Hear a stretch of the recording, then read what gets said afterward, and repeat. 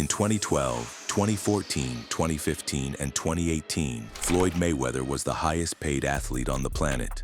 Hundreds of millions more than Cristiano Ronaldo. The man literally calls himself money. So why is he out here dodging a $330,000 rent bill, owing Logan Paul $1.5 million, and writing bounced checks at a Miami jewelry store?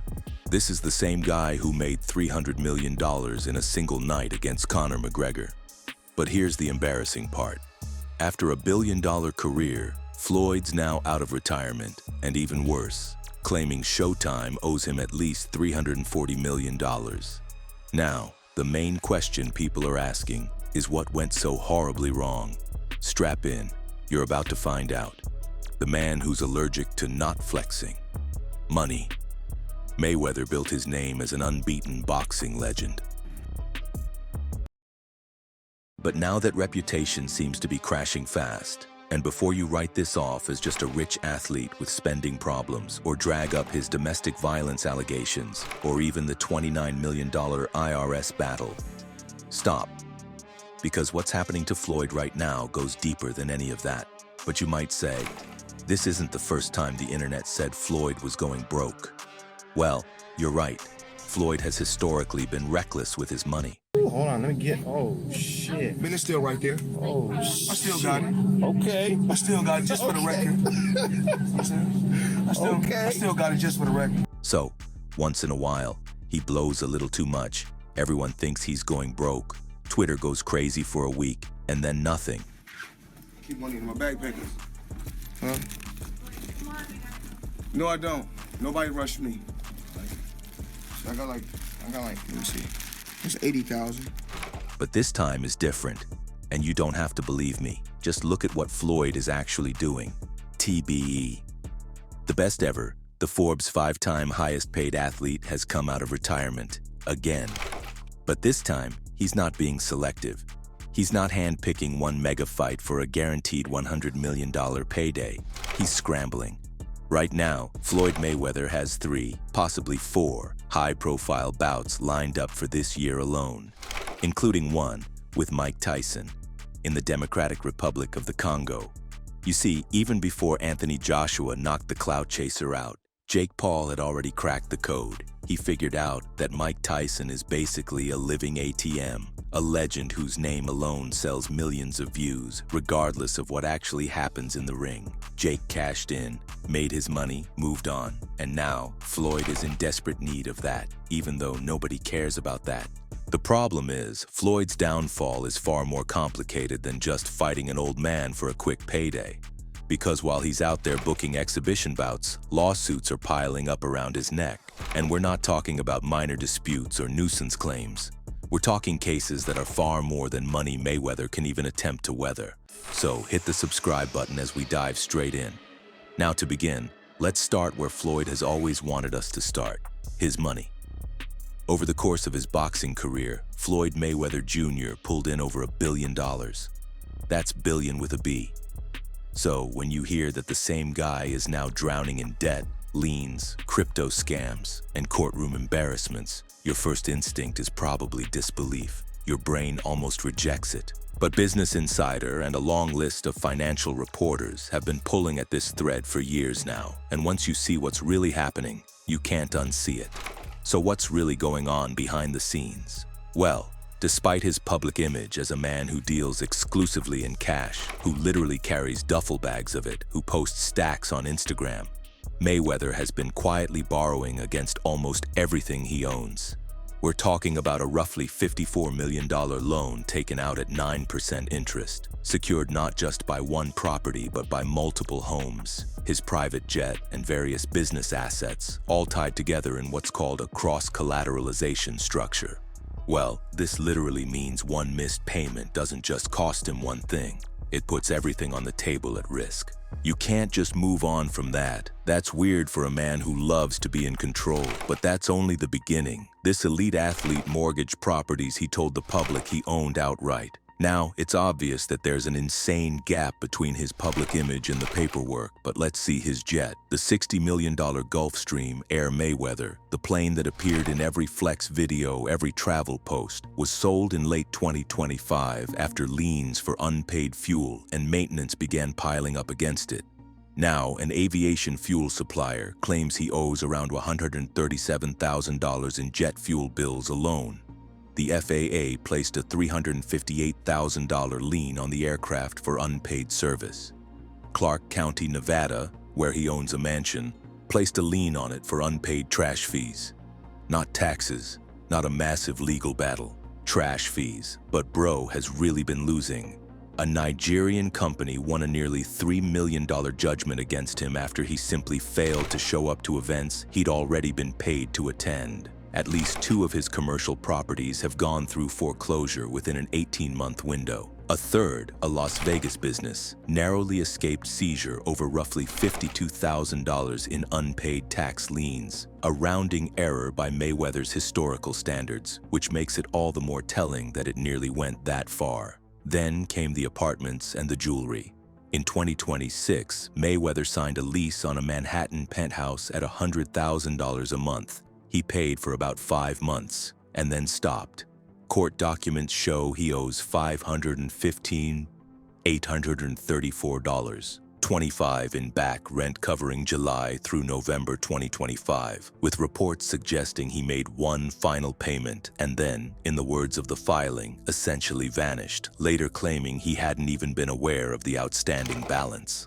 Meanwhile, 2 separate jewelry retailers have taken him to court claiming he walked in, selected millions of dollars worth of watches and gold, and then defaulted. One suit alleges $1.7 million owed to AJ's jewelry. Another claims nearly $3.9 million to a second vendor, with accusations of bounced checks and broken agreements attached to both.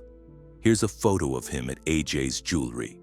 So I get that this is the iconic boxer that we have all come to respect for his skills, but there's no way to argue that dude isn't having real money problems. Because, as journalists and private investigators have together, Floyd Mayweather has been sustaining an extraordinarily expensive lifestyle almost entirely on leverage, borrowing against assets, delaying payments, and relying on his name to buy time that his bank account apparently cannot.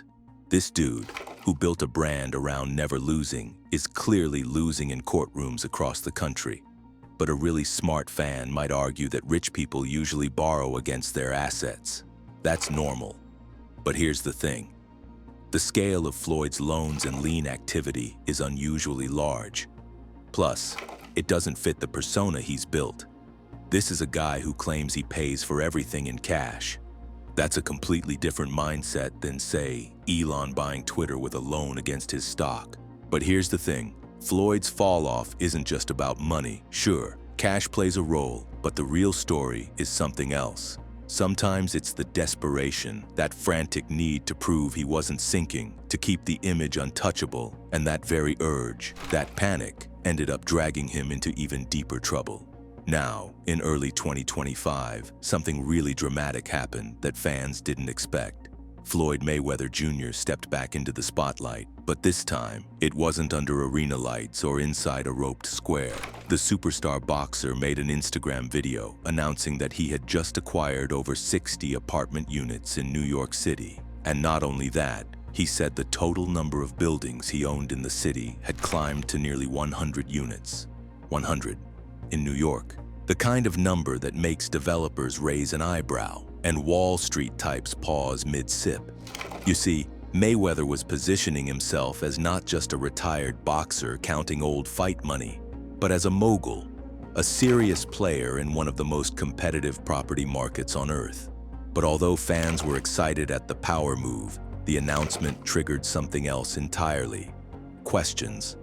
Now, Business Insider reporters decided to take a closer look at property records, ownership filings, and transaction logs. And what they uncovered was not flattering. So they found that there was no recorded transaction under Mayweather's name that matched the sweeping claim. No massive portfolio transfer. No paperwork tied him directly to the bulk ownership of the buildings he had just presented as fully his.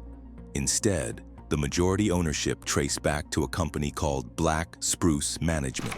Now, if the properties were primarily owned by Black Spruce Management, then what exactly had Floyd purchased? The New York City Housing Partnership also stated they had not been notified of any large-scale transfer of ownership involving those properties. No major filings, no city-level acknowledgement of a blockbuster acquisition. So now the story wasn't just about flashy announcements, it was about discrepancies. But luckily for him, a spokesperson from Black Spruce Management did confirm that Mayweather did make some investment with the company. They described him as a reliable partner who had an interest in affordable housing. But a partner, that word mattered. Further reporting revealed that Mayweather had purchased a minority ownership interest in the portfolio. Not full control, not sole ownership. A minority stake, with options to increase that stake over time or potentially acquire the buildings outright in the future. That's a very different picture from, I own 100 buildings in New York. It even gets weird when you look at the original Floyd video, because at one point, he was even touring the city, showing off the properties like a victorious general surveying conquered territory, pointing to facades and entrances as if every rent check flowed directly to him. But Mayweather kept doubling down, repeated the no partners claim, leaned into it. Now, this wasn't the first time bold real estate claims Mayweather has made. In the past, he had boasted about owning 9 skyscrapers in New York City alone. 9 skyscrapers. In a city where entire real estate dynasties fight for decades to control even one iconic tower, the pattern started to stand out. You see, none of this erases the fact that he invested. A minority stake in a major portfolio is still serious money. It still signals ambition beyond boxing. But the gap between minority partner with options and sole owner of 100 buildings is massive. Anyway, strip away the headlines and the hype, and one thing becomes painfully clear.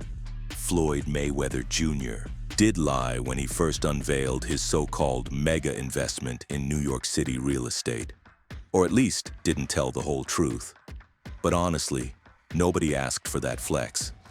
Of course, flexing is part of the brand.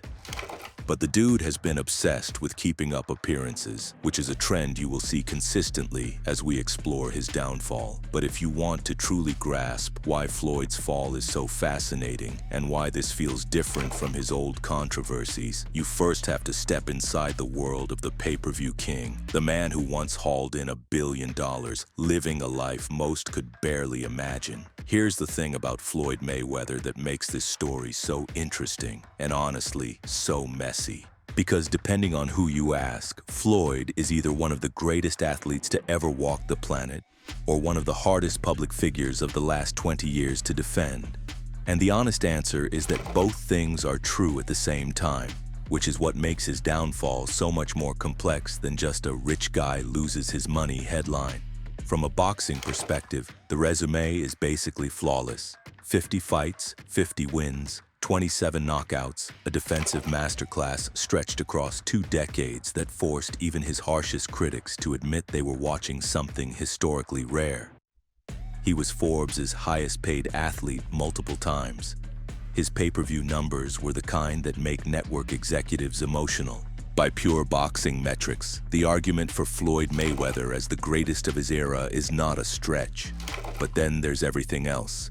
The Money May persona, the diamond-encrusted posts, the cash-counting videos, the unapologetic arrogance worn like a second skin has always been a double-edged sword. It generated attention, it sold fights, and it made him the villain that pay-per-view needs. But despite earning around $1.2 billion from boxing, Mayweather never locked down major long-term endorsement deals. And that wasn't a mistake. It was the result of a guy who made it clear he wasn't interested in playing nice for sponsors. He said he'd do whatever he wanted, and corporations basically said, "Cool, we're out."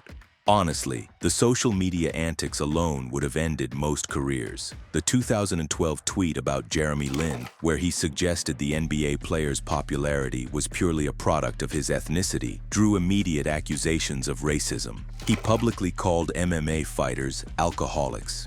He got into a live televised shouting match with veteran HBO commentator Larry Merchant. On HBO's own 24/7 documentary series, he made homophobic jabs at Victor Ortiz and took personal shots at Oscar de la Hoya. A Bleacher Report breakdown cataloged the pattern and described it plainly. No controversy was too small, no comment too reckless, no bridge too sturdy to burn. And Floyd's explanation was always the same. The media was against him. America was fake. He was just telling the truth nobody else had the guts to say. And for a long time, that narrative worked. Because boxing tolerates behavior that would get you canceled instantly in almost any other sport. Then there are the domestic violence cases, and this is where it becomes genuinely hard to separate the spectacle from the damage. Over a 15-year span between 2002 and 2017, Mayweather faced at least 7 legal incidents involving women. In 2011, he pleaded guilty to misdemeanor domestic violence and served 2 months in jail. And even then, his public response was to insist that he hadn't actually beaten anyone, that the courts were wrong, that he was misrepresented. When CNN's Rachel Nichols pressed him on it in 2021, he deflected, leaning on claims that the evidence was largely hearsay. His ex-partner, Josie Harris, the mother of 2 of his children, sued him for defamation in 2015 after he went on camera and accused her of drug abuse. He has offered apologies over the years, but they've followed a consistent template: regret for offense taken, denial of the underlying act, and a pivot back to self-defense. The boxing establishment, for most of this time, largely looked the other way. Sanctions were rare. Consequences were minimal. He kept fighting, kept earning, and the audience kept paying. But something has shifted. The same arrogance that was once packaged and sold as a feature of the Floyd Mayweather brand is now colliding with a very different reality. And for once, the image can't save him.